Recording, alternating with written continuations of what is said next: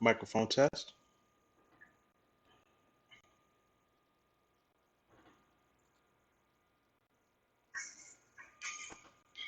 Microphone test.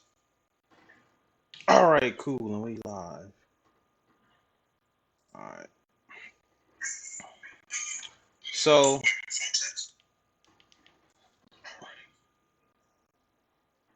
I was looking at this story right here. You know what I mean? So I was looking at the story. I was like, okay, cool. What is this story about? So if it's small on your screen, I'm gonna read the story to you. Just so you can know. Maybe a little small on your screen, but it's a little story right here on the side of this picture. So I'm gonna get into the story. So this story says, okay, let's let's set the scene. You're a single parent with a child. Now, it doesn't say if this is a man or a woman, but most statistics say that single parents are mostly mothers. So, but it doesn't say if this is a mother or not. But I have facts, so I'll get into the facts later, but I'll get into the story.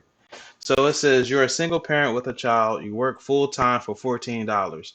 You bring home roughly 800 per check, your bills $1,000 for rent, $150 for electrical, $250 car payment, 150 for car insurance. So let's do the math. You bring home about 1,600 a month, and your bills average about 1,550 or give or take.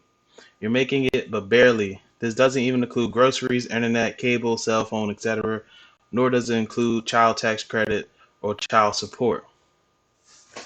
So let's just break down these bills right quick. You know what I mean? If you're a single parent and you're making $14 an hour and you're working full time, 40 hours a week, like that's where you fucked up at. You know what I'm saying? Man or woman, that's where you fucked up at. You know what I'm saying? You shouldn't be out here having kids when you don't even have an income. You know what I'm saying? And I see this mistake often. You know what I'm saying? And mind you, I've been on this earth quite a long time. Not a long time, but whatever date you want to start from, I've seen at least two generations of single mothers. You know what I mean? You know what I'm saying?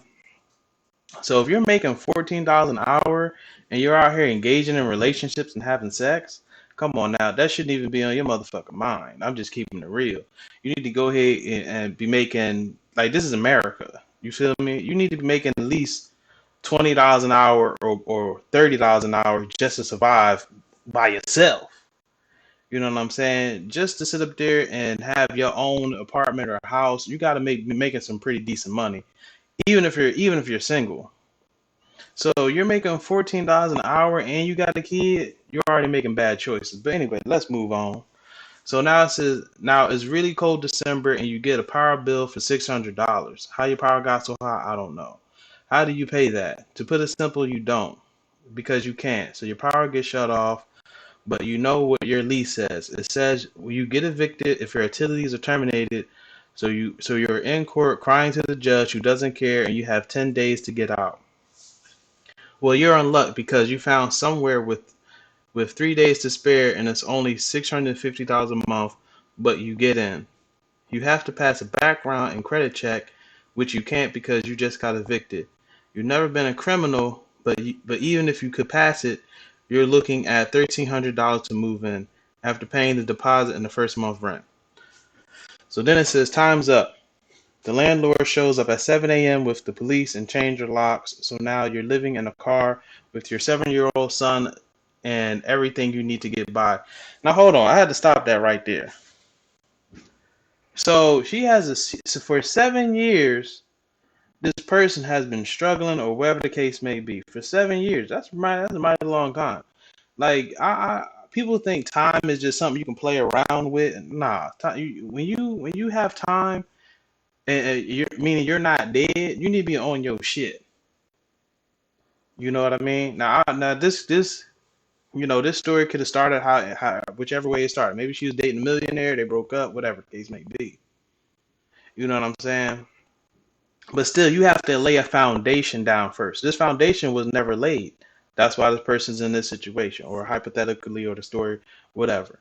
That's why this person's in this situation. I've seen this countless times happen again and again and again and again and again. So anyway, let's move on. So you try to get. So hold on. Time's up. The landlord shows at 7 a.m. with the police and change your lock. So now you're living in your car with your 7-year-old son and everything you need to get by. You try to get a storage unit, but you don't have a billing address, so they won't sell one to you. So you can only take what will fit in your back seat. You pay to shower at local truck stops and eat whatever can be cooked in the gas station microwave. Someone sees you and your son living like this and calls CPS, giving what happens next. They remove your child from your care. As if this isn't devastating enough, you lose your job too because an employee losing their child reflects poorly on the company. So, like again, this person doesn't even know the basic survival skills. They're just figuring out along as they go, which also I see quite often. But anyway, let's move on. So now you apply for an apartment with the region where there's a waiting list is 3 to 7 years. Then you go to Walmart to put in an application, but when you get back to your car, you see that your back window has been smashed and someone helped themselves to your belongings. Remember this is December and really cold, and now you have damage to your only shelter. You call and your car insurance who says your deductible is $1,000 and they're going to increase your monthly rate since you're now high risk, and you call the homeless shelter at least as a last resort and all their beds are full. So let's get into that right quick. I really want to scroll back up to this shit right here. This is $250 car payment. That's a lot. You know what I mean? So, boom, that calculator should pop up on the screen right there. It'll take a minute on live. But hold on, 250. Let's just say it was a 2-year whatever car payment. So that's 6 G's. So if you paying $250 for a car, oh, you know what? I'm sorry, you didn't see the calculator. But anyway, you can do the math on your own. So $250 a month for 2 years, that's 6 G's. You know what I'm saying? Why are you paying 6 G's on a car note or $250 on a car note plus insurance? And then oh shit, hold on. And then your deductible is $1,000. That's high. Your deductible could be 500. But I don't know what kind of car this person has, but 250 is kind of high for a car. No bullshit. But anyway, let's move on. I'll stop here because I think you get the point. There are people, that's the end of the story. But that's the thing about it. It's like, why do you have a car that's $250 car note? That doesn't make any sense. In 2 years, you paid 6 G's for this car. There are plenty of cars that are, what, 3,000, 4,000, and reliable. So this person was already living outside their means. You know what I'm saying? Let's say the relationship was good, the husband was paying everything, whatever, or the boyfriend or whoever, and then they split, right? Let's just say this person said they wasn't getting child support. So who knows the story behind that? But again, this person was already living outside their means. One, they didn't have the income. Two, their car payment was too high. You know what I'm saying? Let me see. That's 250 plus the 150, which is what? Four something?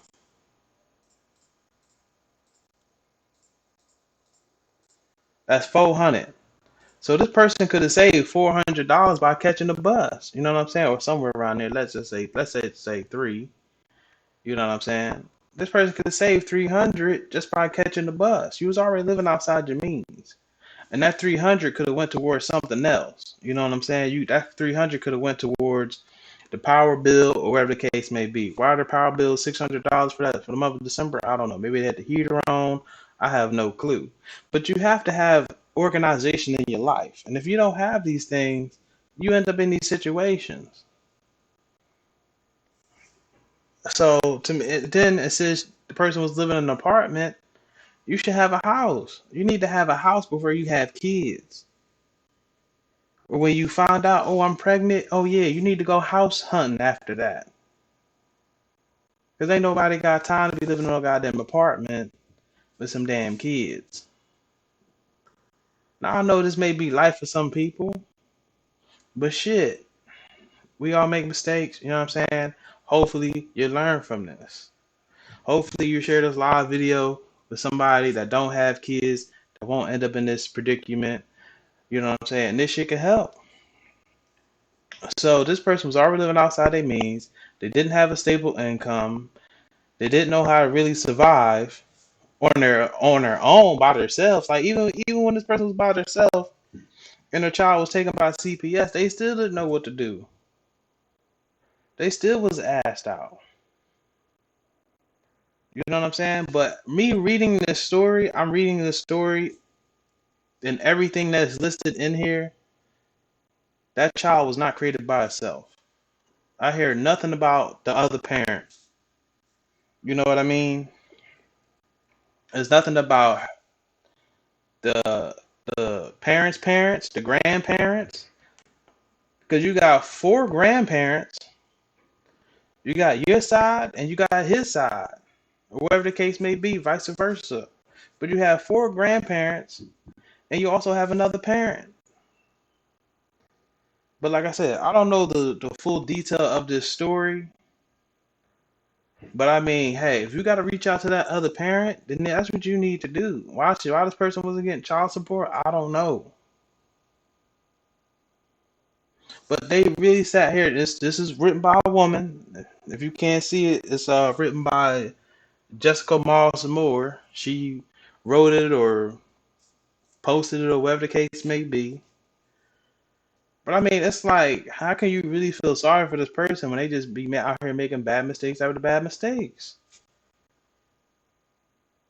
You know what I'm saying? Before you had this child, you knew you didn't have the income. You knew you didn't have the funds to take care of this child or yourself. Because $14, I mean, I don't know what state you living in, but shit, $14 ain't shit. You know what I'm saying? I'm not even gonna pull up the minimum wage chart right now. I'm gonna just tell you, $14 ain't shit. So anyway, let's move on. Let's move on to some statistics. Hold on, not this one, not this one, not this one. Hold on, I forgot which one I was about to click on. Fuck it, we can start here. We can start here. Single mom statistics and data for 2020. Updated December 15th, 2020. This was written by a woman, Emma Johnson. It says, who are single moms today? In summary, there are more single moms headed households than any time in recent history. The majority of those families are headed by a single mom. In fact, 64% of millennial moms have a child outside of marriage, according to Johns Hopkins research. So when people tell me, oh, where are you getting this data from? This is where I'm getting this data from. And this was written by a woman. This wasn't written by a guy. So this wasn't some man hate form or anything like that. Nah, this was a woman wrote this. So the reasons for these quickly changing statistics include high but declining divorce rates, which we all know females go for divorce at a more higher rate than men. But more significantly, a drop in marriage rates overall among young people in the United States. So again, when I go live and I say these girls aren't choosing, these girls aren't looking to be married, like I said, a relationship is 2-on-2, not 2-on-2, 1-on-1, whatever math you want to ratio you want to use. But a relationship is not one sided. You know, so if a female's out there and she wants to sit up here and get married, she can get married. Hold on, let me just see. All right, yeah, it's a good view. I'm just checking the view, see if it's good on the screen. If you turn your screen sideways, you should be able to see it good. But anyway, so like I said, it got to be somebody. Why are people not getting married and want to be in a stable relationship and have kids? You know what I'm saying? So who's in control of this shit? Who's in control of having this child? Who's in control of choosing somebody to get married with? Who's in control of staying with somebody? You know what I'm saying? Who's in control of all this? We can't say all the men, the men, the men, the men. No, come on now. How can we say all keep saying the men? So are men deciding all three of these factors? Getting married, staying married, and having a child. Do men have all these choices? This is all on the man? Come on now. Where's the responsibility? But anyway, let's move on. Where was I at? An overall acceptance of having children outside of the traditional heterosexual first marriage. This post has recent stats on single parent headed homes and their children, but also sheds light on the nuisance of the surge in single parenthood and marriage, as well as equal co-parenting. So we got some links right here. I'm not even gonna click on it. But there were 15 million single mother headed households in the United States in 2019. This is three times the number in 1960. 25% of U.S. families are headed by a single parent, and 80% of the single parent headed households are moms. So, yeah, the article could have been about a dad, but that's 20%. You know what I mean? So, 80%, that's a high number. 80% out of 25%. Anyway, moving on. And 21% of U.S. children live primarily with a single mother, according to census data. So this is from the census. The studies estimate by the time children turn 9, 20% of the U.S. children born to a married couple and more than 50% of those are born to a cohabiting couple will experience the breakup of their folks. Damn. 40% of babies born in the United States were born to an unmarried mom in 2018, according to census data. So, you know what I'm saying? Like, come on now. We can't sit up here and blame dudes for all this shit. This is per Johns Hopkins University research paper, Changing Fertility Regimens and the Transition to Adulthood Evidence from a recent cohort. 57% of millennial parents had at least one child out of wedlock.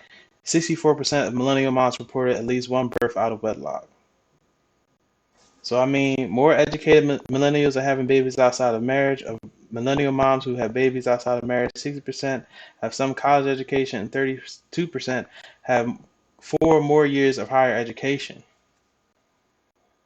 So, damn, 67% have college education, and 32% have have a higher education.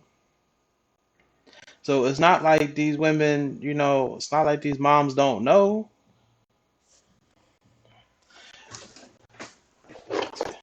They're all in they 67. Most of them are in have college education, but they don't have relationship education. They don't have parenting education. Hold on, right quick.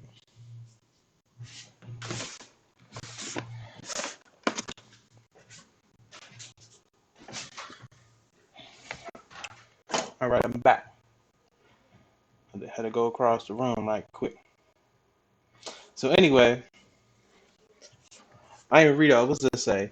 71% of millennial moms with a 4-year college degree were married and typically were in their 20s when they first gave birth. 74% of millennial moms without a bachelor's degree were unmarried and typically had children younger. So here go the stats right here. I'm sorry, I got these good headphones.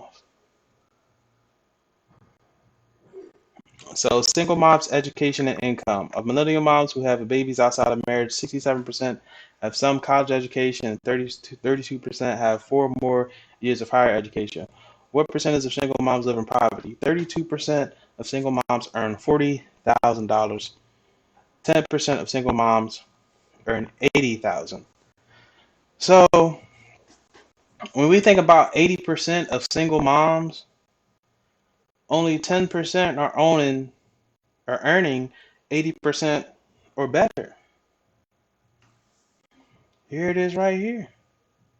32% of moms earn 40,000, and 40,000 ain't a lot, especially when you have kids. 40,000, that's living alone money.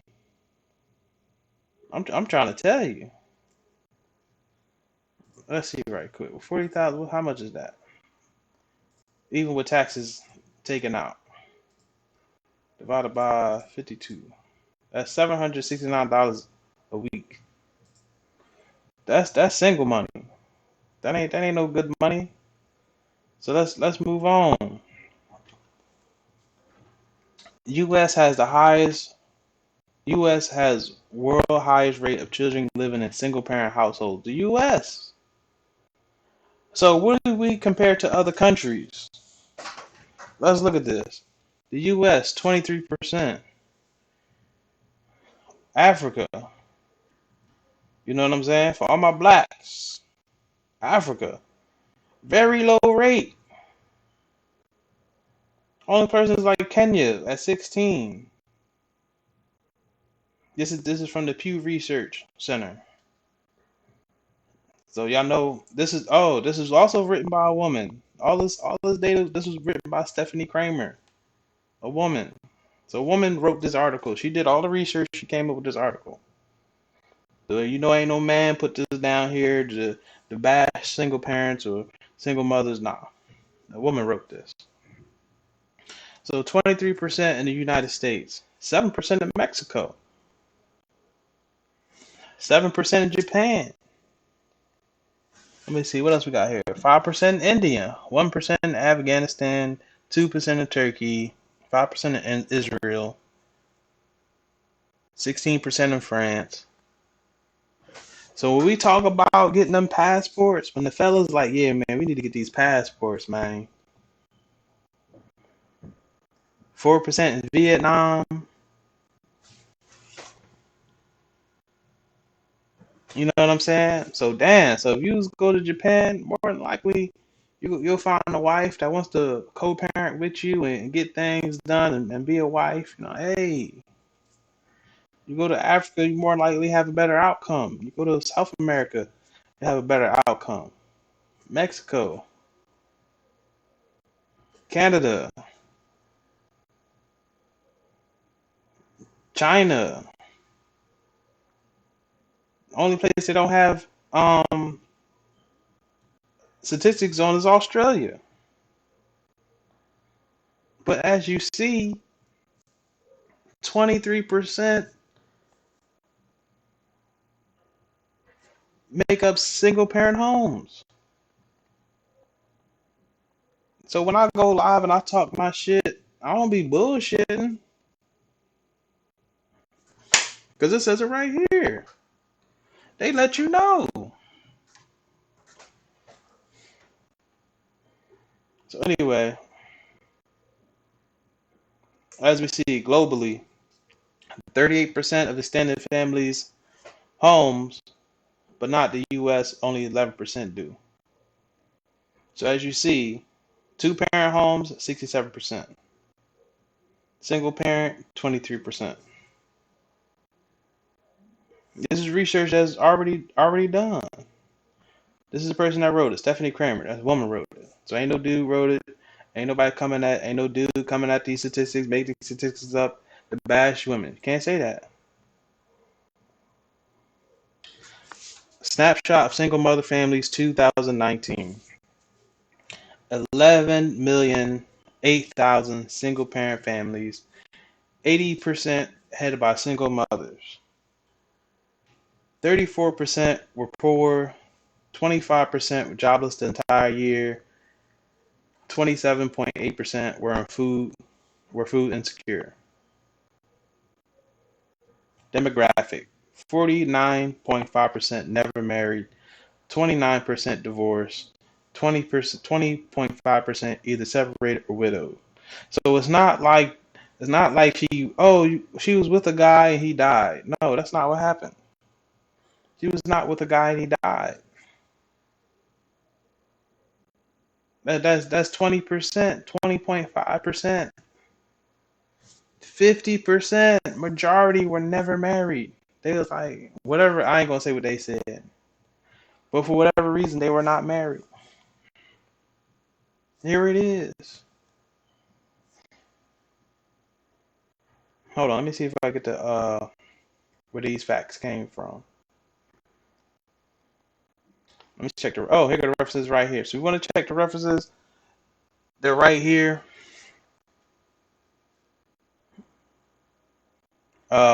These websites. This is singlemotherguide.com. But here's all the references right here. So you know they ain't making this shit up. Where was that? I was right here. So 49.5%, just shallow of 50, were never married in 2019. Around half, 49.5% of single mothers have never married. Almost 29, you see, was the worst. Half of one child. 30% have two. About 2/3 are white, 1/3 black. Income, median income again. 45, let's say 45,000 for single mothers. 93,000 for married couples.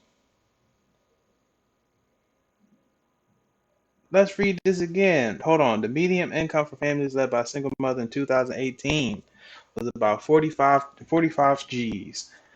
Well, below the 94, let's say 93.6 median for married couples.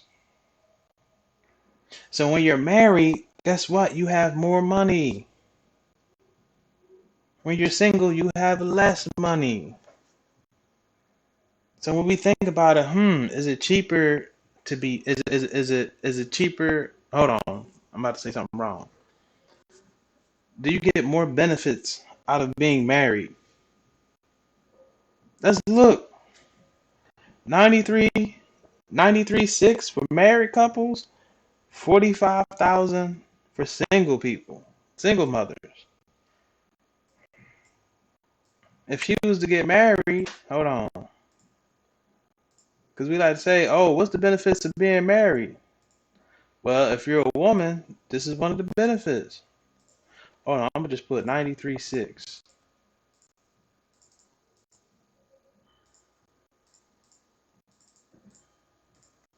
That's 48.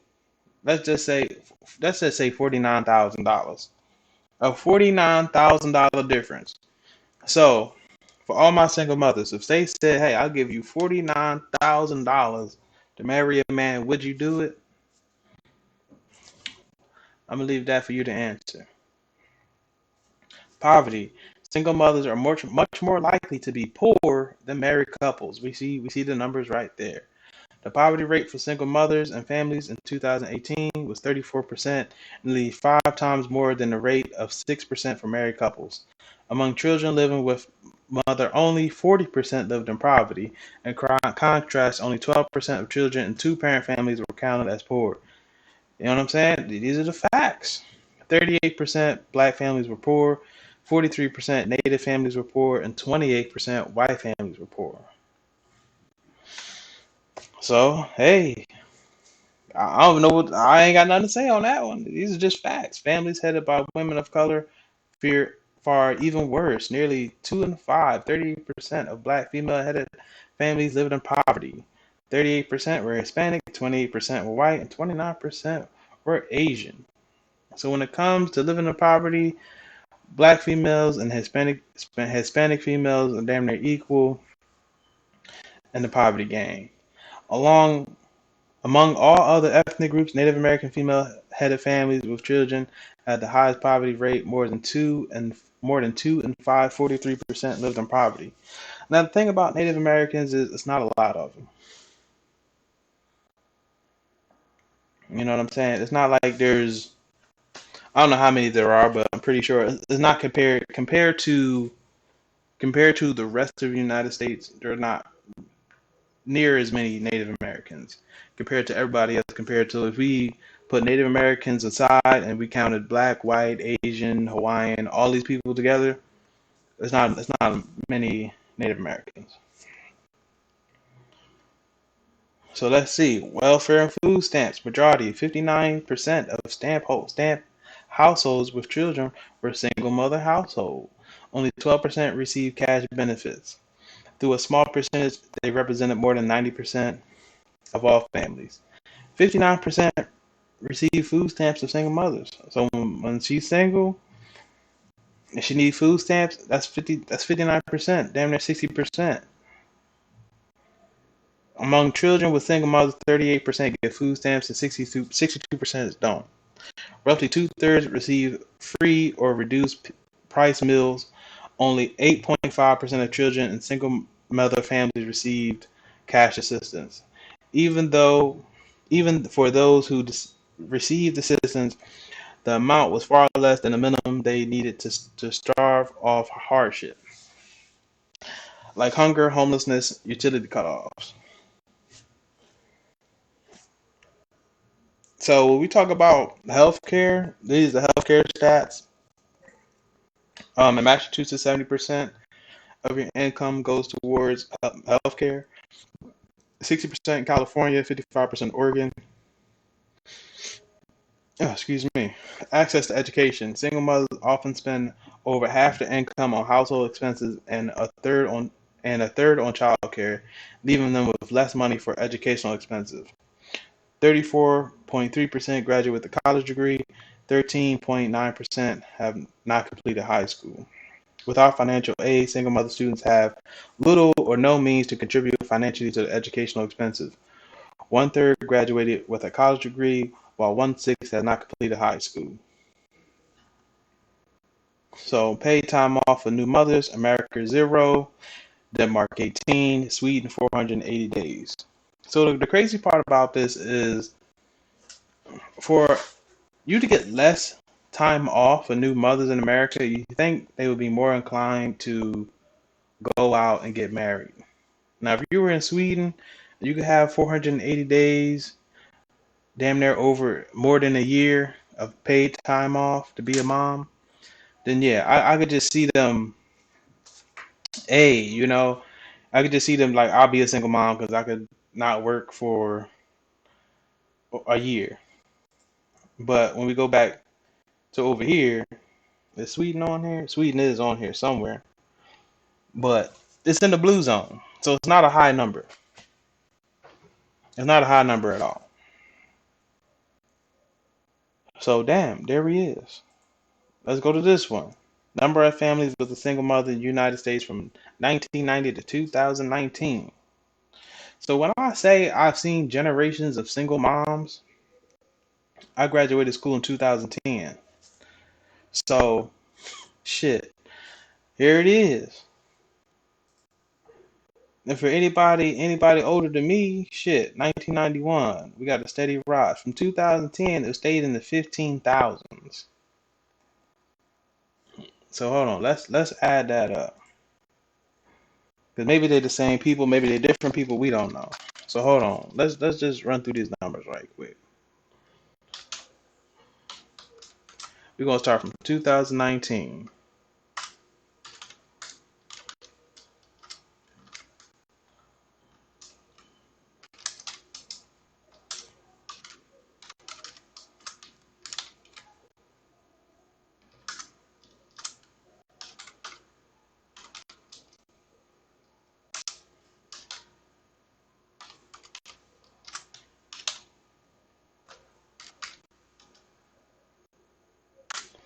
That's about 1,022. Wait, hold on. 122,880,000 single mothers. That's a lot within shit 9 years.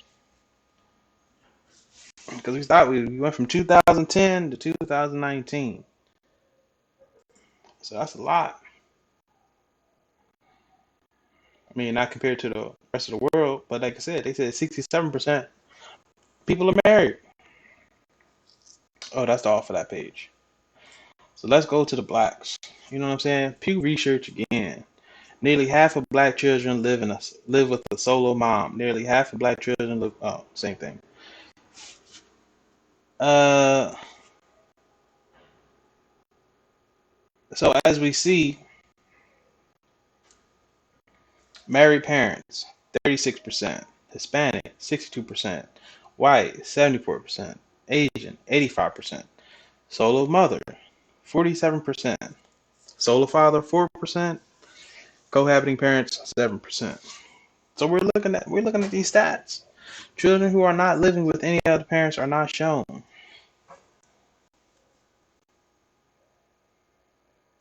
So there you have it.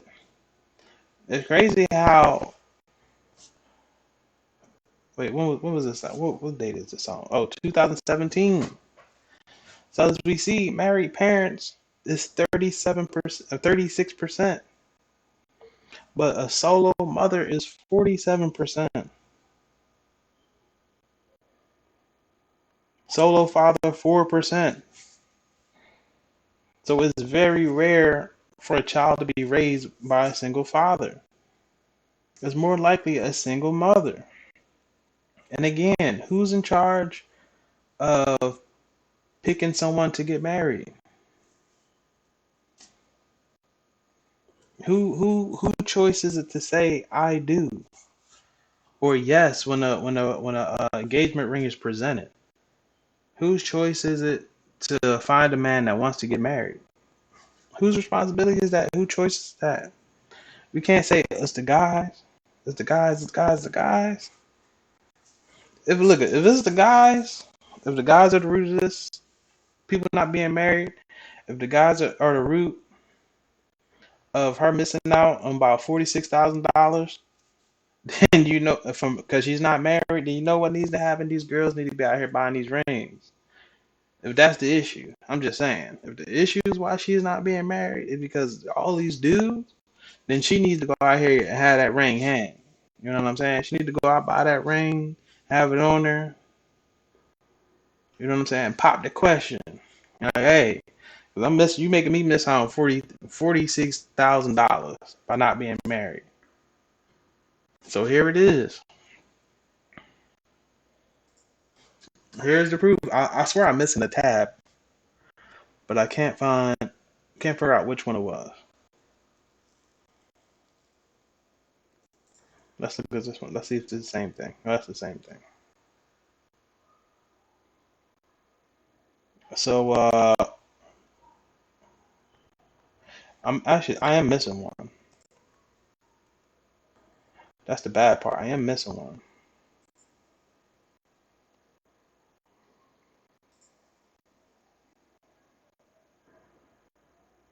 I can't believe I'm missing the whole thing. Hold on right quick.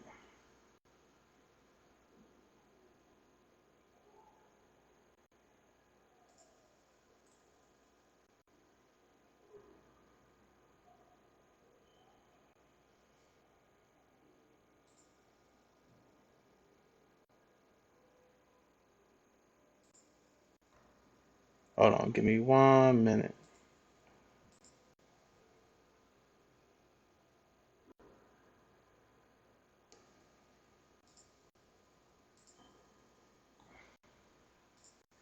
Because I'm missing the whole thing right here. Hold on.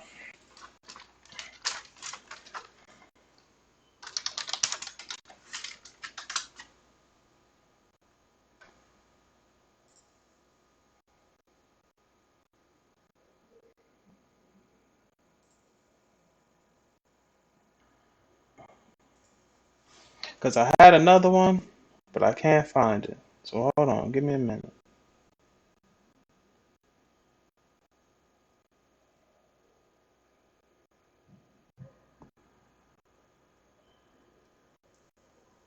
All right. Hold on. Hold on. Because one of my tabs got switched up. Okay. Yeah. It's this one. Never mind. I found it. So we're back. I was looking for this one.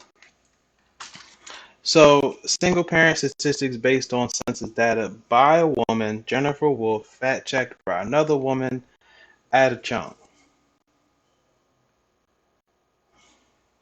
So, as we see here, there are a lot of assumptions out there about single parents and particularly single moms, for example. So, I pulled up, hold on, 1, 2, 3, 4, 5, 6, 7. I have 7 tabs. So this was updated on May 1st, 2020.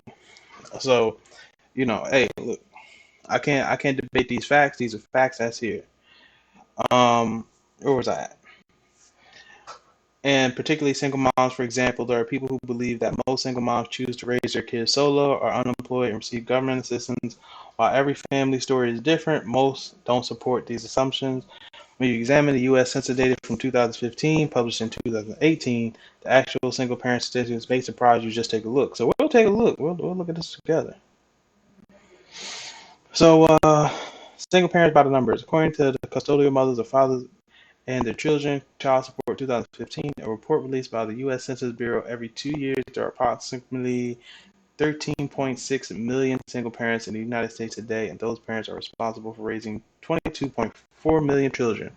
This number represents approximately 20% of children under 21 in the United States today. Yeah, so the other one I think it was like 23%. What was the other number on here? Yeah, about 23%. This one says 27%. So numbers ain't far off. Here's a picture of the typical single parent according to the U.S. Census Bureau. Now, all of them using U.S. Census Bureau, or they're using their own university stat finding data, or whatever they use. The presumption that most single parents are mothers is accurate. According to the census data, approximately 80% of custodial parents are mothers, and 19% of custodial parents, approximately 1 in 5, are fathers. So they said that was right. When I say 80% are mothers and single parents, that's right. She's divorced or separated. The assumption that most single mothers are single from the outset is false. Of mothers who are custodial parents, 1.2 are widow. Unknown caller.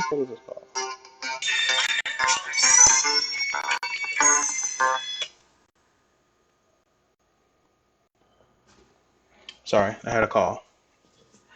15.7 are married. In most cases, these numbers represent women who have remarried.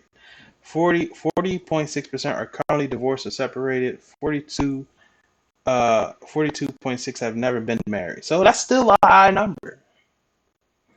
You know what I'm saying? When we say who initiates the divorce, it's usually women.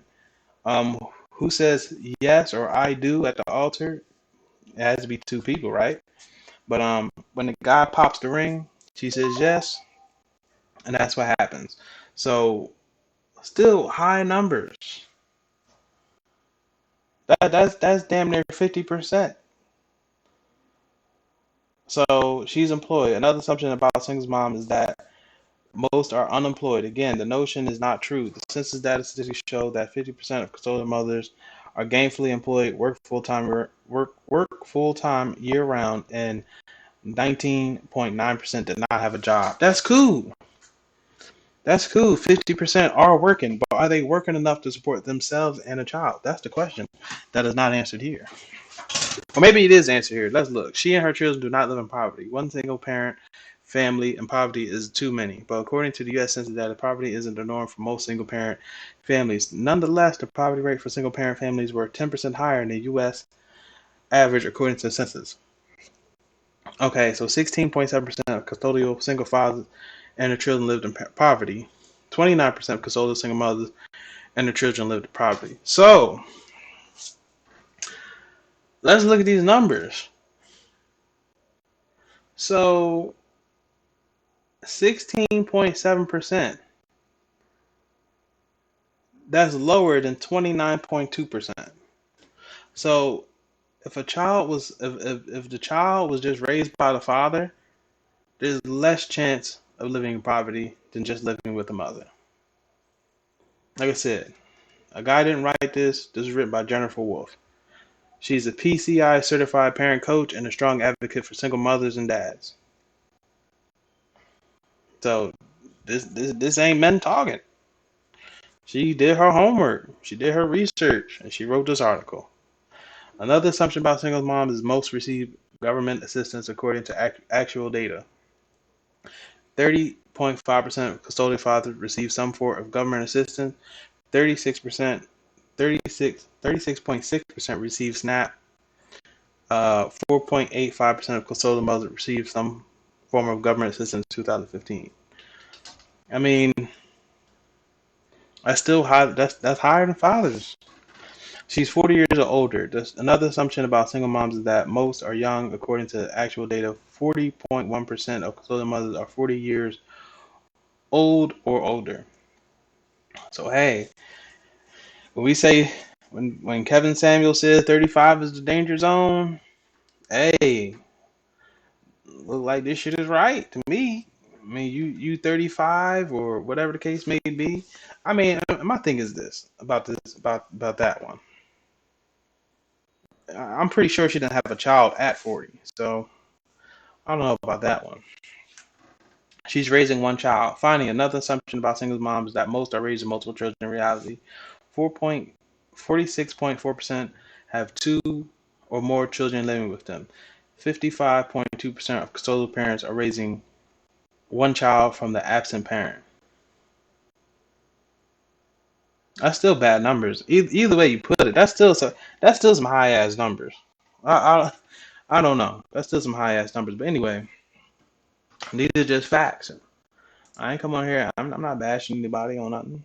61 single parent statistics, 2019 to 2020 overview demographics and facts. Damn, let's look at this. Number of single parent households. Single parents are everywhere in today's society. They are church members, co-workers, leaders, daughters, mothers, fathers, and grandparents. But do we really have a count of households where they live? The following single parent statistics uncover general data about single parent and households with solo parents. And the funny thing about this, even though these are high numbers, these don't include everybody because I'm pretty sure not everyone got on board with the program and submitted data. So out of 300 something million Americans, I'm pretty sure this was off by a good amount. But even from that good amount, the numbers are still high. So the numbers would be even higher if they swept the whole country, went house to house, door to door. The number would be even higher. But anyway, come on, man. Let's get into it. 80% of single parent families in the United States are led by mothers. Still 80% or higher. From all the other data, they said 80% or more.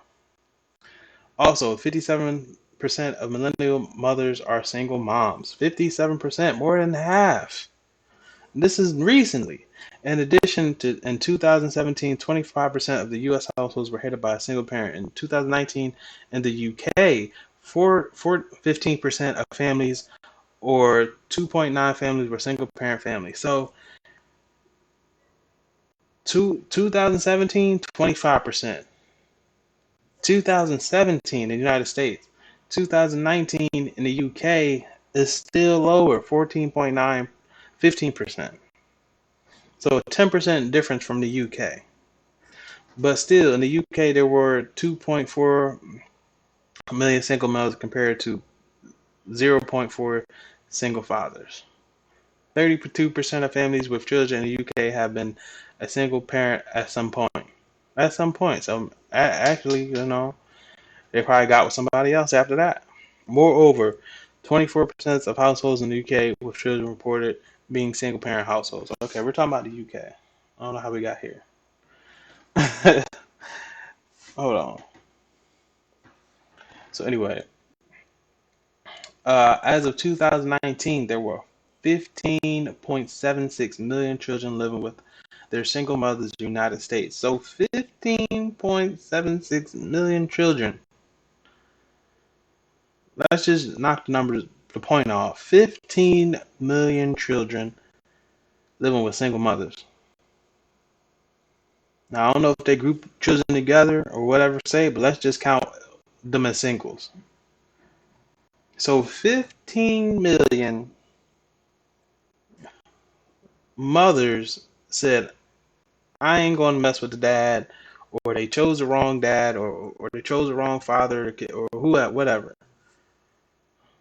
But they didn't follow through in a relationship to build the foundation for this child. This ain't about the men. This is about the kids. Besides, in the same year, 3.23 million children were living with their single fathers. The same year. So, damn, hold on. Let's do this math right quick. Let's do this math right quick. 15. Well, I ain't got to do all that. I just do 15 plus 3. 18 million single couples.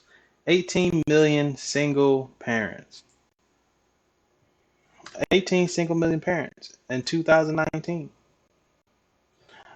In 2019, approximately 21,000 children under the age of 1 year lived with their divorced single father. In 2017, 21% of children under the age of 18 were living with single moms, whereas 4% were living with single dads. Furthermore, the global statistics show that 7% of children under the age of 18 live with their single parents. The number of U.S. children lived with single mothers between 2014 and 2019. So, 2014, 17 million. This in the millions? Yeah, in the millions. I'm sorry. 17 million, 17 million, 16 million, 16 million, 15 million. So they say the number is going down, but hold on. Because I swear this other chart was higher. Hold on. What's this? I'll come back to that. I'm looking for this other chart. Okay, so it was going down. They said 14. Hold on. Oh no, this is in the thousands. That's why. But anyway, 15 million. That's a lot. Unmarried, separated, divorced, single-parent statistics. The percentage of children born in unmarried mothers increased by 3% between 2005 and 2018. So it's going up. In 2019, there were approximately, let's just say 6 million children aged between 1 to 17 living with single divorced parents in the U.S. Of this number, 77% live with single mothers, while 22% live with single fathers. So the mothers are coming in saying, "Hey, we want our kids. We want to raise our kids." That's what they're saying. You know what I'm saying? 77% have custody of their kids. So for all my dudes, you know, you have a 77% chance against you to raise your kids if he decides to walk out or whatever the case may be, or get divorced or separated. They don't have widows in here. It's unmarried, separated, divorced. So it's not like she died. So if she walks out that door, you have 77% chance of not getting your kids. On the other hand, 2019, there were 2.5 million children aged between 1 to 17 years living with single separated parents. In the U.S., this number, 84% live with their mother, whereas 15% live with their father. So, hey, like I said, this is really shitting on the guys. 15% for the dudes. What was the other one? 22% for the dudes. 17% for the dudes in the southern stat that I'm about to read. In 2017, 25% of parents living with a child in the U.S. were unmarried. Besides, in 2017, 30% of all unmarried parents in the U.S. were cohabiting. Of this number, 18% are single moms, and 17% are single dads. Let's get into it. Single parents by race. Single parenthood can be observed across cultures such as race. One of the factors to look into this way, we can examine the extent of occurrence of single parenthood across different ethnic groups. The following single parent statistics offer an insight into the likelihood of solo parenthood according with Black, white, Hispanic, Asian communities in the U.S. In 2018, there were approximately 4.04 Black families with a single mom in the U.S. On the other hand, 1.07 Black families had a single dad. Moreover, in 2018, 19.7% of white non-Hispanic families had a single mother. In 2018, there were 0.597 million Asian families with a single mom in the U.S., whereas 0.343 million Asian families had a single father. So that's basically Shit, I don't know if that's half a million. When it says 0.597. Yeah, I'm guessing that was half a million, or maybe a quarter. I don't know. But on the other hand, in 2018, 3.25 million Hispanic families in the U.S. had a single mom, whereas 1.8 million had a single father. Now we go to the black side. So for Asians, it was 0.5. Hispanic, 3.25. Black single moms, 4.4.4.4.4.4.4 higher, right? Because we see these numbers right here. Wait, hold on. Oh, I already read it up top. So in the black race, there's a higher percentage of being a single mom. You know what I mean? Hey. Um, did it say white out here? Did I read over it? Did I read over white families? Oh, 9.7 of white non-Hispanic families had a single mother. So again, we go back to the country. The country with the highest rate of children living in single parents, U.S. 23%. So let's go back. Bam, 23%. Canada 15, Germany 12, Uganda 10, Japan 7, Mexico 7, India 5, China 7. So yeah. So when we speak about, yeah, man, go ahead and get that passport, man, and go find you a quality woman because, she's less likely to be a single mother. Bam. Here are the statistics.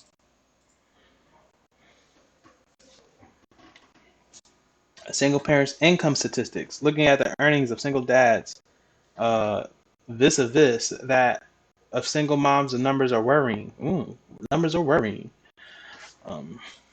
Sorry like that. Oops. Numbers are worrying. In spite of the growing economic independence of women. In spite of the growing economic independence of women. Shit, I might have to highlight this whole thing. And the decreasing earning power of men. Shit. Solo mothers are still earning way too low compared to solo fathers. Single fathers in the United States have a higher average taxable income, 56,000, let's say 56,000. That of single moms, 35,000. Now, men don't control the income. That has to do with your job, your skill level, and everything else. So, hey, it is what it is. On the other hand, single moms have a higher non-work income. What's that? 4,879,000, and that of single fathers, I want to say 1,300. So on the assistance side, they get more for being a single mother. You know what I mean? Hey.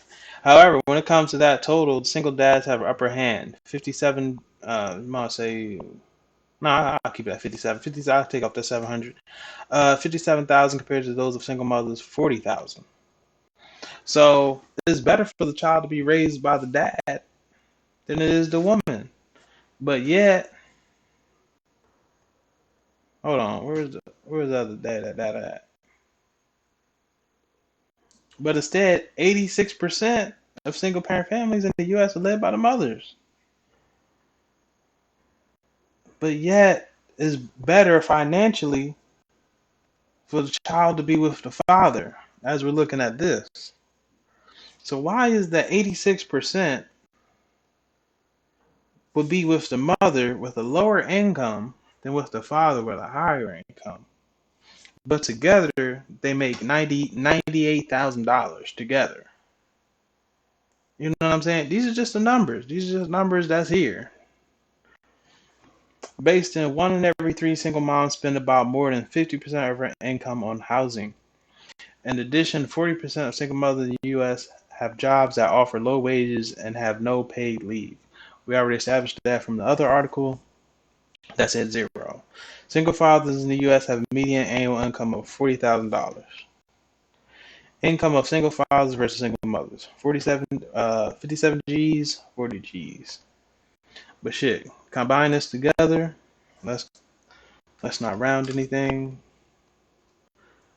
7, 8, 40, 165. That's 97. Yeah, about 97,943 combined. And both of these two got together. Both of these two got together. Shit, that respectfully, 1 plus 1 equals 2. 1 plus 0 equals 1.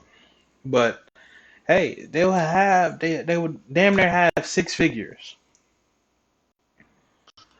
This could be a 6-figure family with one child or two child, whatever. But let's just say if it's one child, that's even better.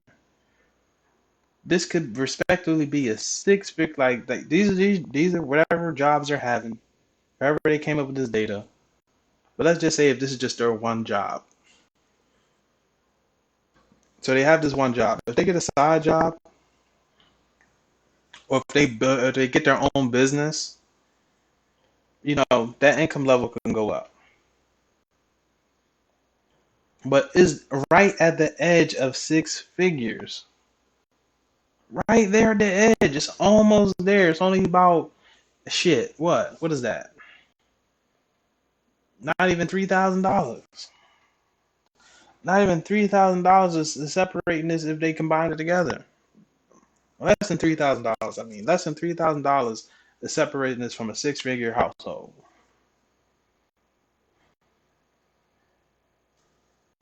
But 86% or 80% are single mothers. She gave birth to that child. She kept that, like I said. So when she found out she was like, I'm pretty sure she ain't found out 9 months later. She found out she was pregnant. So by the time she found out she was pregnant, she kept the baby. She gave birth to the baby, and she's single. 80% of the time, she's gonna be single. 67% are married. 23% are single.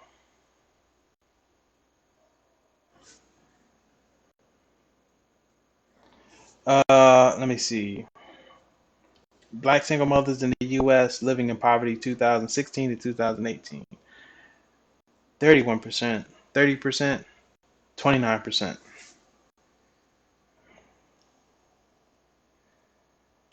Reasons for the rise of single parenthood. Let's get into this. Why is single parenthood on the rise? Data shows that the skyrocketing number of single moms and dads is a result of many driving factors. Key amongst them is the decreasing yet high divorce rates, a downhill trend taken by marriage rates. Of course, the overall acceptance of same-sex marriage among young people has played a part in pushing rates of single parenthood through the roof. Divorce rates, teen pregnancy rates.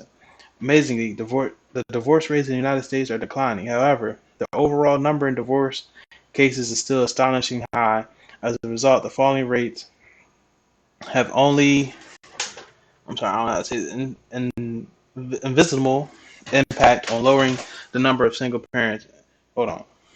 You can read our divorce statistics posted to understand. In 2017, 85% of families in that's talking about the UK again. Let me see. Percent of Americans who support same-sex marriage: 62%, 32%, and 6% were undecided. So hold on, let's click on this.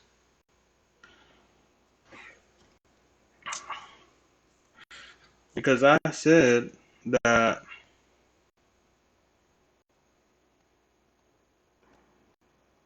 women file for divorce more, right? So let's look into this. Let's look into this. College degree and divorce rates. Hold on. Let me look at this. Couples with an annual income more than $50,000 a year lower the risk of divorce as much as 30% compared to those with lower than $25,000 per year. The greater the mismatch between couples' credit scores, the more likely they will separate within the first 5 years. Couples who argue about finances once a week are 30% more likely to end their marriage. 59% of Americans who have gotten divorced within the past 5 years said finances played more role played a role in their divorce. So, ladies, when y'all out there dating dudes that make $14 an hour, or you're making $14 an hour, like I said, and you're worried about a relationship, that's not what you be worried on. I wasn't bullshitting. You know what I'm saying? Some guys, I've talked to some guys, and the guys are like, "Oh man, man, we gotta go out here and get some girls, this, that, and the third, and hang out and do this, do that, blah blah blah blah." I'm like, dog, you gotta get your pocket straight. Fuck all that hanging out, running the street shit, nigga. Is your pockets cool, nigga? If something was to happen tomorrow, nigga, can you handle that? Do you have enough to hold over your head to keep? You know what I'm saying? Do you have enough row in your boat? You feel me? To keep things pushing. If you spring a leak, do you have the patches and shit to fix it? You know what I mean? So there was another statistic that said most Americans don't have, I think, what did it say, $5,000 in the savings or $1,000 in the savings. You have to look at that on your own time. But college degree and divorce rates, probability that first marriage will last at least 20 years. 78% for women with a college degree, 40% for women with a high school education or less, 65% of men with a college degree, 50% for men with a high school education or less. Created by CompareCamp.com. Education. Obtaining a bachelor's degree can lower your divorce risk by as much as 25%.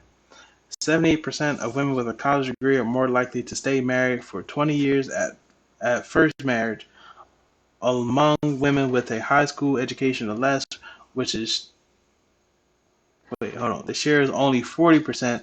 65% of men with a bachelor's degree are likely to stay married for 20 years at first marriage versus 50% of men with a high school diploma or less.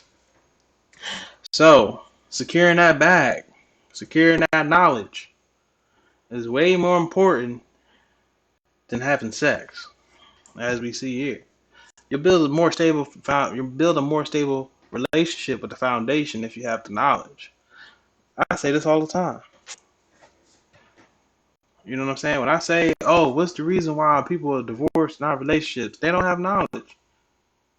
They don't have the game. They have no direction. Because with knowledge, you can read the map. With knowledge, you can read the GPS and you know which way to go.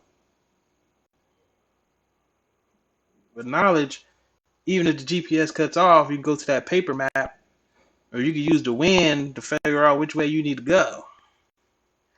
Look at the stars, look at whatever you need to use to find your destination. Got to have the knowledge. But anyway, let's move on. Social media. Let's look at this. I was reading occupation. Social media has 20% annual increases. 20% annual increase in Facebook enrollment associated with anywhere from 2.18% to a 4.32% involved increase in divorce rates. One in three divorce starts with an online affair. I mean, I feel like if you have the knowledge, I mean, I don't see how online can affect a relationship unless, I don't know, unless you're on there fishing, then hey, that's what happens. Alcohol almost, well, you know what? I'm not even going to say that. I'm going to say most of the time online, people don't even share their relationship online. Majority of the time,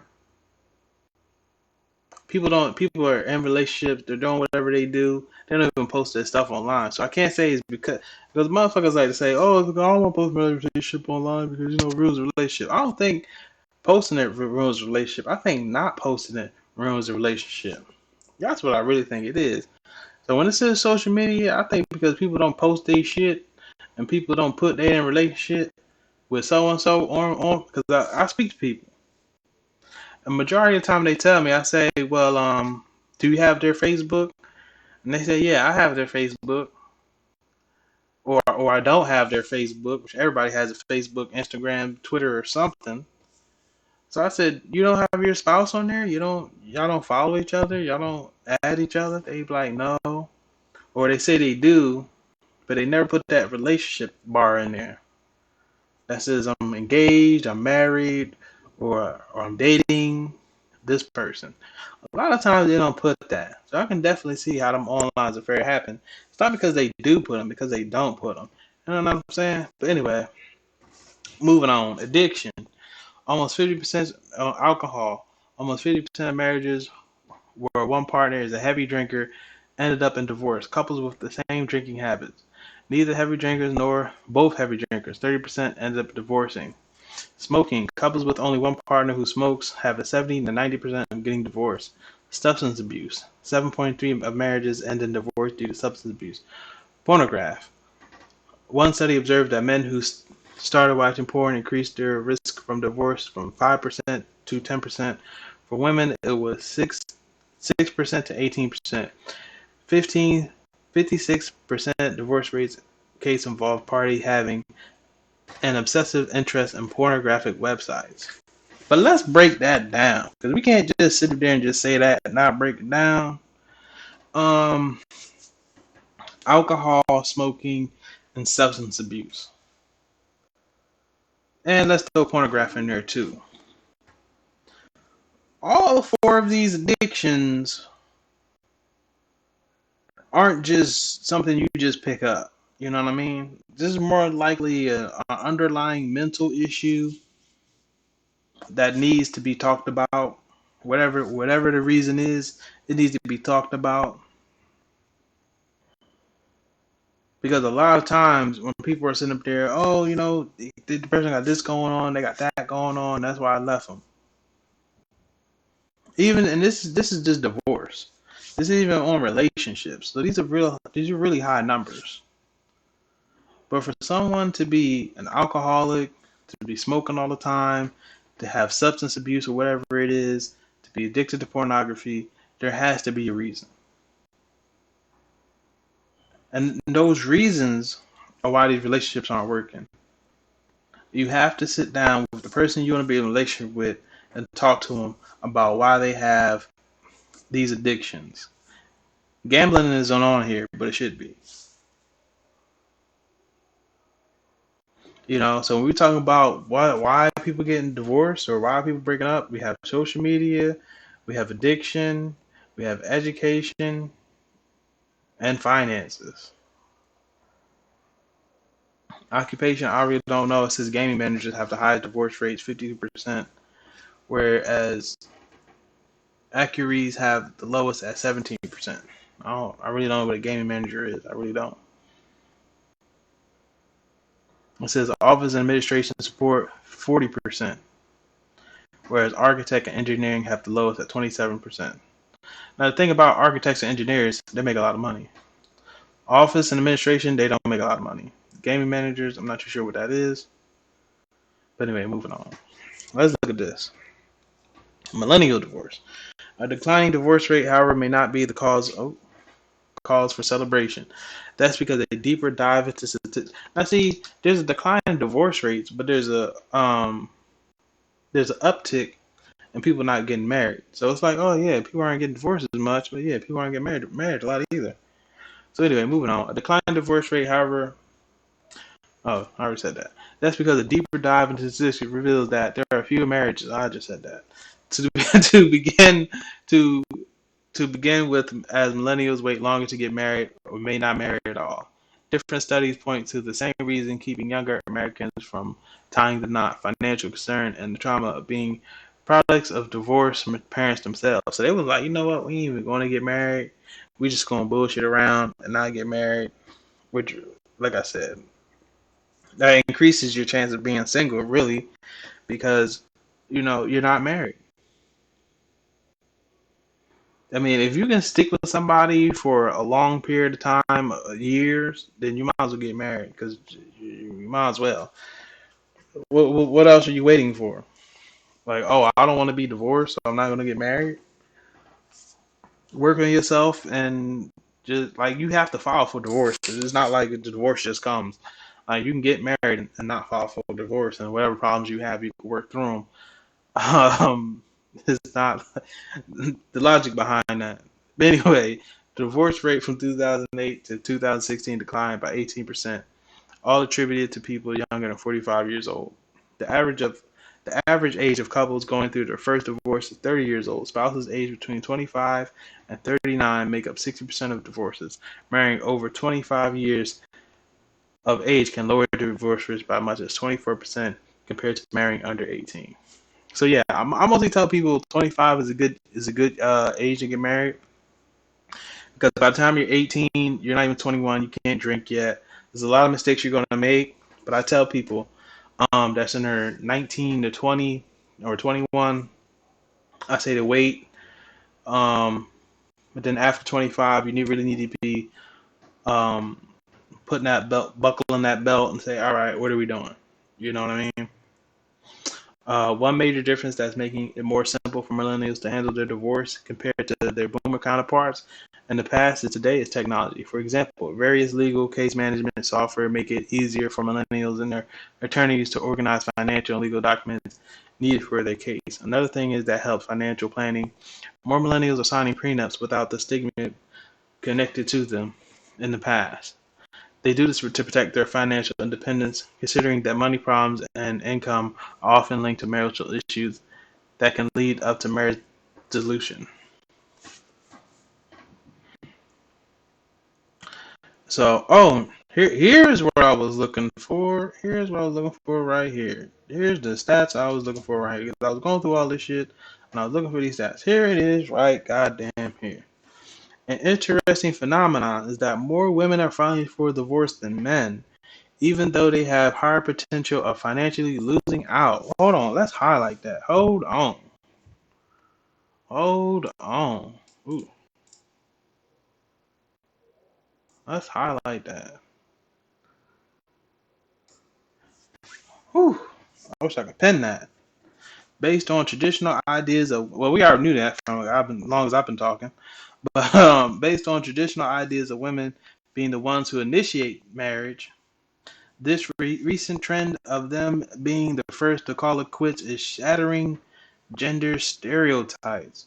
Women initiate 69% of all divorces compared to 31% for men. Again, let's scroll up.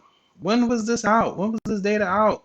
This data is out 2019 to 2020. Okay, it was written by a man, Arthur Zuckerman. It was written by a man. But all the other articles were written.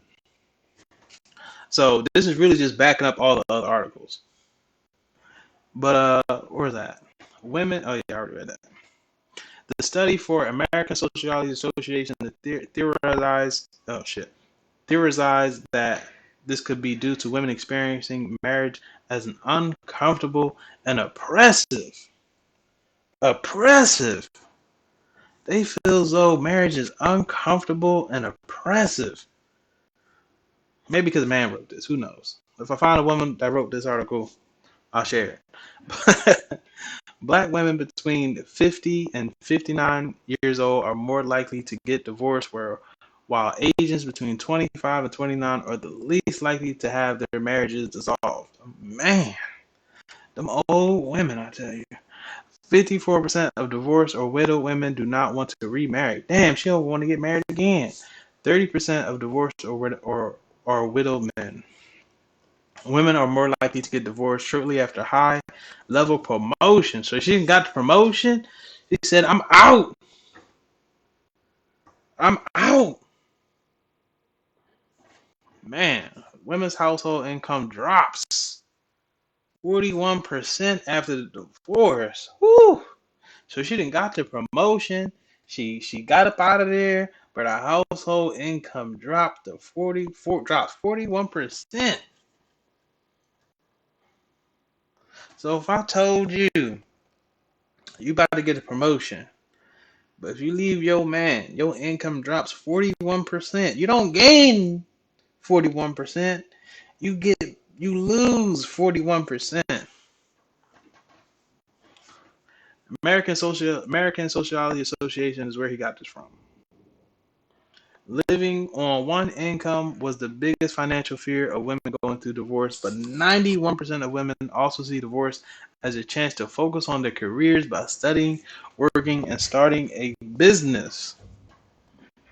So I said this before. I said, yeah, women, they see men as secondary, sometimes non-existent or last. When it comes to career, that's more important than a man. Studying, that's more important than a man. Working, more important than a man. Starting a business, more important than a man. These are the facts. She said, no, me working and busting my ass is more important than a man. Even if I have to lose 41% of the household income, I'd rather do that than be with a man. Why? Because it's oppressive. It's uncomfortable.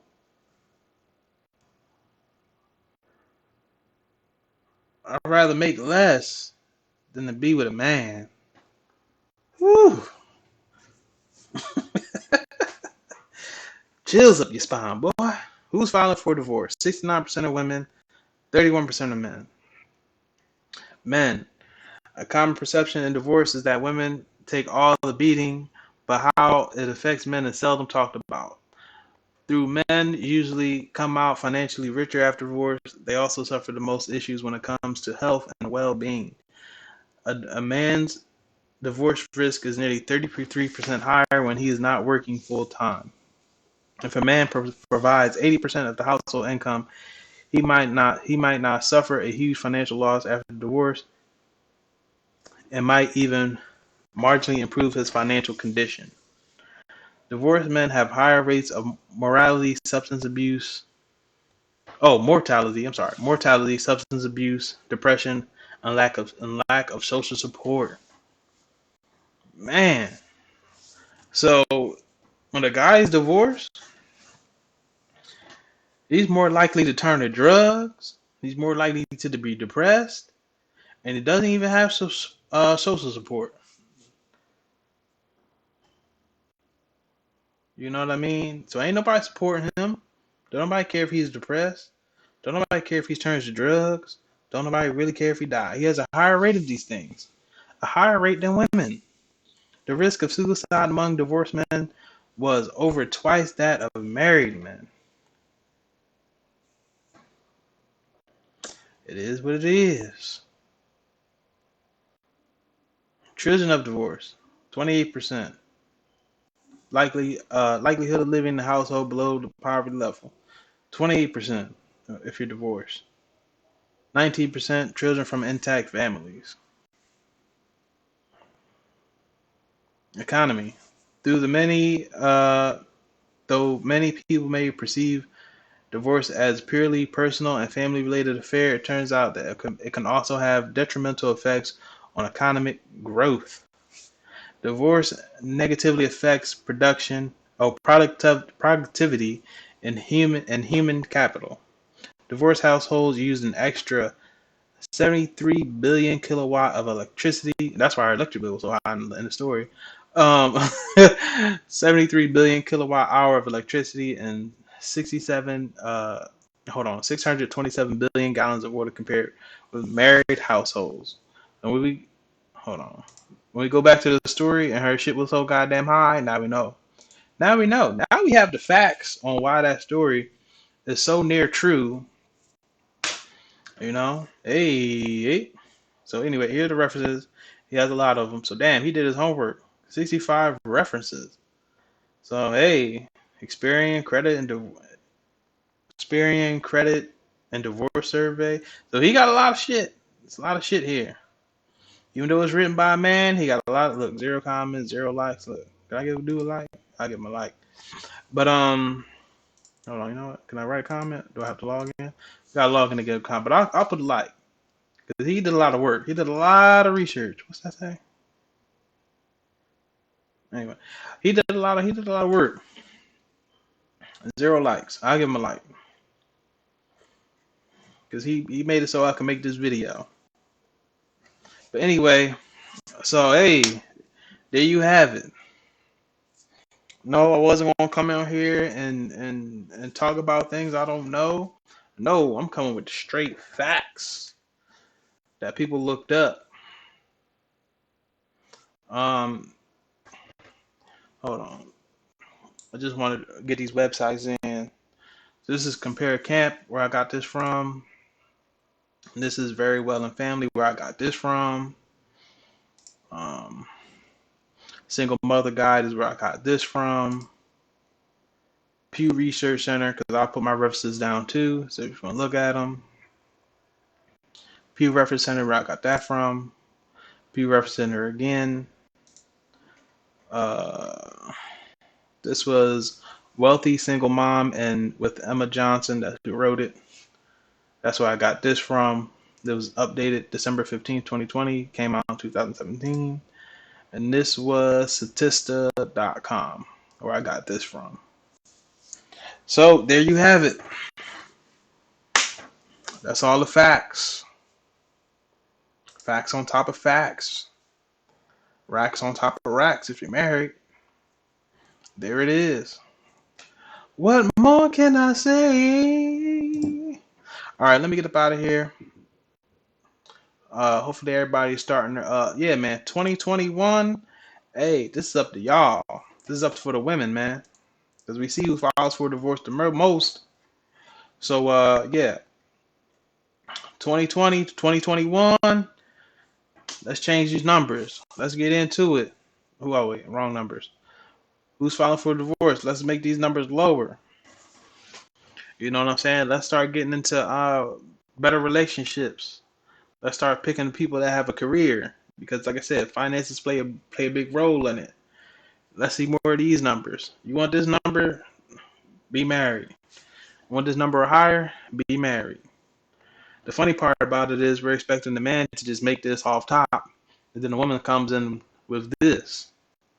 She comes in with this, but we want the man to make this much from the start. Crazy, right? But anyway, she coming in with zero or this, while he make this much. She wanted this dude to make this much before he's married to get with him. But you know it is what it is. But yeah. Like I said, the only people that could change these numbers are the women. Because like I said, 80%. Hold on. Where'd that number go? Oh, 47% single mothers. It said 80% on another page. 64% million moms have child outside of marriage. 64%. You know what I mean? Where's the other number at? Was it this one? I can't find it. But anyway, high numbers. So when it comes to 2021, when it comes to getting married, finding the right spouse, finding the right person to be with, that relies on the woman. Staying in a relationship relies on the woman. Having the kid being responsible, having the kid being financially stable, that depends on the woman. Because you can always, if you don't have the funds, there's adoption, there's abortion, there's condoms, birth control. You got four things. 3 prevent having a baby, so you don't have to bring a baby into this world with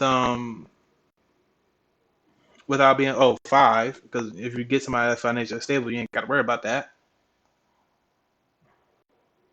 But like I said, I know people have their urges. They want to do what they want to do. That's cool.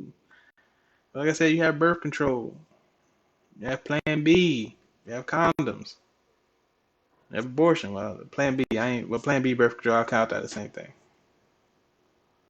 But you have options. But you wait 9 months, knowing you don't have the money. Some don't even have. Some can't even afford to birth. I mean, not birth control. Some can't even afford a pregnancy test. But hey. It is what it is. Like I said, for these numbers to change, when it's more likely for a woman to walk out of a marriage or relationship, as we already see, hey, only person that can change these numbers is the women. All these links says that, you know, ladies, if you ain't ready and you have this kid, you ain't ready, give it to the father. Financially, it would be better. Go ahead and get yourself together, whatever you need to do. But realistically, you should be mentally sound before you even get to a relationship. Because, like I said, addiction, substance abuse, alcohol, smoking, pornographic videos, whatever, social media, all this hinders a relationship. So you need to get that all squared away and out your system before you can get in a relationship. And then we can change these numbers around. These are the solutions. But anyway, let me get up out of here. Hopefully you find this video informative. I'm going to post this video because a lot of people have been asking me, where do you get your status from? Where do you get your status from? Where do you get statistics from? What research have you did? So I'll make a video. Like I said, I came out, I made a video so I can show people this is what it is. So nobody can sit back and say I made something up. Nah, I don't make nothing up. I live this. Hold on, let's go back. From 2010, I've seen this. Over 150,000 if we add this all up in the thousands. From 2010s, I lived this. So I know. I've seen it. I've seen girls graduate from high school. I graduated from high school in 2010. Some got pregnant then. Some got pregnant in 2011. Some got pregnant in 2012, 13, 14, 15, 16, 17, 18, 19, 20. Single moms. You know what I mean? So, hey, I done seen damn near 2 generations. I done seen my generation from the 90s. For the ones that was born in 1999, they are now 20. So they're somewhere on this list. Anybody that's 19 or anybody that's from 16 to 20 is probably on this list somewhere. So I done seen 2 generations of this. Matter of fact, 3 if you want to count 95s. Because 95s graduated and 1999 graduated.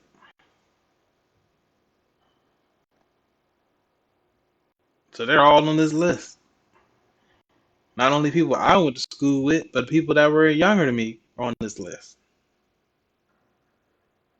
And the only way to change this around is to what? Get that knowledge. Because it said in one of these posts, I can't remember which one, it said, I believe it was this one.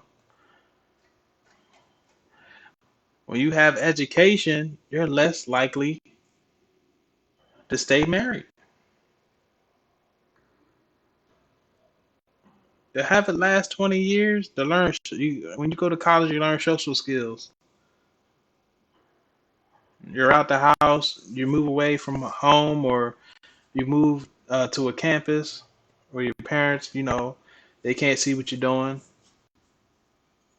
So you get to do whatever, get to gauge relationships better, have more understanding. You're an adult at this time. Your hormones have slowed down from when you were whatever in your teenage years. Now you're 20, 21, 22. Like I said, they said 25 somewhere in this post. So now you're 25. You're out of high school. You graduate from college. Let's say you're 18. You go to college. You're out by 25, whatever the case may be. You can even start at 21. That's 4 years. So boom, 25. You come out. You got some education. You got some knowledge. You're less. Your first probability that first marriage will last at least 20 years if you have a college degree. It doesn't say which one. Oh, wait, it did down here.